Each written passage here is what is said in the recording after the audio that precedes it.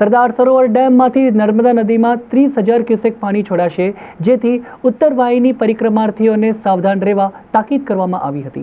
સરદાર સરોવર નર્મદા નિગમ limited દ્વારા river bed power હાઉસના સંચાલન માટે નર્મદા ડેમમાંથી પાણી છોડવાનું નિયત કરવામાં આવ્યું હોવાથી હેઠવાસના વિસ્તારના લોકોને સાવધ રહેવા માટે તાકીદ કરવામાં આવી છે. ખાસ કરીને ચૈત્ર માસમાં ઉત્તર વાહિની પરિક્રમા ચાલી રહી હોવાથી પદયાત્રીઓ પણ આ બાબતની તાકેદારી લે એવું જાણવા મળ્યું છે. ઇન્દોર સ્થિત નર્મદા કંટ્રોલ ઓથોરિટી દ્વારા રિવરબેડ પાવર હાઉસના સંચાલન માટે સરદાર સરોવર ડેમમાંથી 29 એપ્રિલના રોજ સાંજના 8 વાગ્યાથી પાણી છોડવાનું નિયત કરવામાં આવ્યું છે. હવે આ પાણીનો જથ્થો 30,000 ક્યુસેક સુધી જવા થાય છે.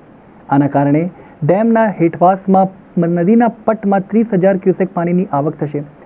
ખાસ કરીને આ પાણીના કારણે નર્મદા નદીના ઉત્તર વાહિની પરિક્રમાના રૂટમાં પણ હળવી અસર થવાની શક્યતા છે.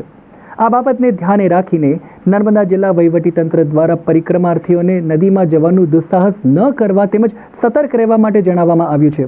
આ ઉપરાંત રામપુરા ઘાટ ખાતે બનાવવામાં આવેલા કામચલાઉ પુલ ઉપર પાણી હોય ત્યારે તેના ઉપરથી પસાર નહીં થવું તેવી પણ તાકીદ રાખવામાં આવી છે.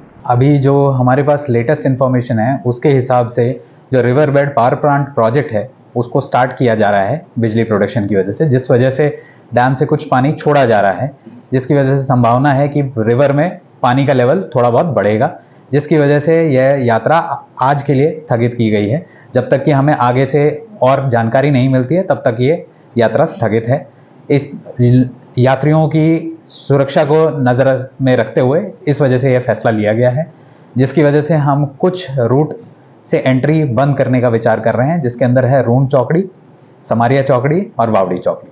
इन तीनों से हम जो परिक्रमा के रूट पे आने का रास्ता है उन तीनों पे एंट्री स्थगित है आज के लिए, जब तक कि कोई फर्दर इंस्ट्रक्शंस नहीं आती. जो परिक्रमावासी आए हुए हैं हम यही चाहेंगे कि आप हमारे साथ जितना सहकार कर सकते हैं उतना कीजिए.